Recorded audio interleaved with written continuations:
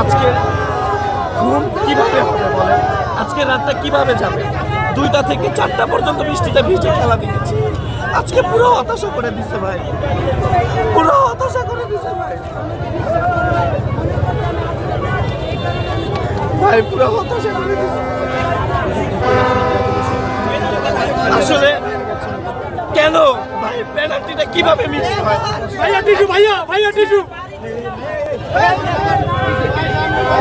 ভাই আমাদের ভাই টোল করেন না ভাই প্লিজ। আপনাদের এখনো হার টিমের সাথে খেলা পড়ে নাই ভাই, হার টিমের সাথে খেলা পড়ুক, আপনাদের অবস্থা খারাপ হয়ে যাবে ভাইয়া। আপনারা তো নকআউট পর্বেই বাদ হয়ে যাইতেন যদি মরক্কোর সাথে খেলা পড়তো ভাইয়া। আপনারা টোল করেন না ভাইয়া, বুঝছেন? অবশ্যই সামনে আপনাদের ম্যাচ আছে, দেখতে পারবেন আপনারা, অবশ্যই আপনারা ফলাফল হাতে পাবেন। আমরা হয়তো আগে চলে গেছি, আপনারা অপেক্ষায় থাকেন, অবশ্যই অপেক্ষায় থাকেন ভাইয়া। ভাই নেইমারকে পরে নামানোটা কি আপনার কাছে কেমন লাগতেছে? আসলে নেইমারকে পরে নামানো নিয়ে কোনো হতাশা না, হতাশা ছিল আজকে প্রথম অর্ধ থেকে তারা খুবই বাজে খেলেছে, এতটা বাজে খেলেছে যেটা লাস্ট টাইমে যেই ভালো খেলাটা দেখিয়েছে সেটা যদি প্রথম অর্ধে দেখাইতো আজকে আমরা হতাশা নিয়ে বাসায় ফিরতাম না, আজকে ভালো কিছু নিয়ে বাসায় ফিরতাম। এবং এই বৃষ্টিতে ভেজাটাই আমাদের সম্পূর্ণ বিফল হয়ে গেল, আজকে পুরো হতাশা করে দিল। ভাই এই দিনটাকে আশা করেছিলেন? এই দিনটা আশা করে ভাই এখানে খেলা আসছি, খেলায় আসিনি ভাই, এইখানে খেলা দেখতে আসছি। আজকে ম্যাচটা জিতবো, ম্যাচটা জিতবো বলে আমরা নিশ্চয়ই কতটা খারাপ লাগতেছে ভাই। আজকে বলার মতো কিছু নাই ভাই, আজকে সম্পূর্ণটা ভুল খেলেছে ভাইয়া। প্রত্যেকটা কিক থেকে শুরু করে প্রত্যেকটা পাস ভুল খেলেছে ভাইয়া, বলার মতো কিছু নাই ভাইয়া। আজকে শুধু মনটাকে আফসোস, মনটাকে শান্ত করার মতো নেইমার একটা গোল করেছিল, তা না হলে আজকে আমার মনে হয় সম্পূর্ণটাই কান্ত করতে বাসায় যেত।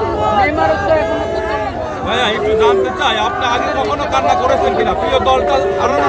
আমি 2022-এও কান্না করেছি, তবে এইবারের হেক্সাটা নিয়ে আমরা খুবই আশাবাদী ছিলাম, যেটা আমাদের হতাশ করে দিয়েছে। আসলে এরকম হতাশ আমরা হওয়ার জন্য এখানে আসিনি, কোটি কোটি দর্শকের মন ভেঙে দিয়েছে আজকের খেলায়। এতটা ভুল কিভাবে খেলে ব্রাজিল, কিভাবে খেলে আবার। এবং একটু জানতে চাই ভাই, এই নেইমারের তো এবারই খেলা শেষ, এ বিষয়ে কি বলবেন? কি বলবো ভাইয়া, তার দৃষ্টিতে সে যেভাবে ইনজুরি কাটিয়ে আসছে, ভালো খেলার চেষ্টা করেছে, তাকে যেভাবে নামানো উচিত সেভাবেই নামিয়েছিল আনচেলত্তি। কিন্তু আজকের জিতটা আমাদের ছিল না, আজকের দিনটা আমাদের ছিল না, এটা ওরা মাঠেই প্রমাণ করে দিল। কারণ এত লুজ খেলেছে, এত খারাপ খেলেছে, যেটা নিয়ে মুখ খুলতেও লজ্জা লাগছে। আজকে এতটা খারাপ খেলেছে ওরা, কেন এতটা খারাপ খেললো?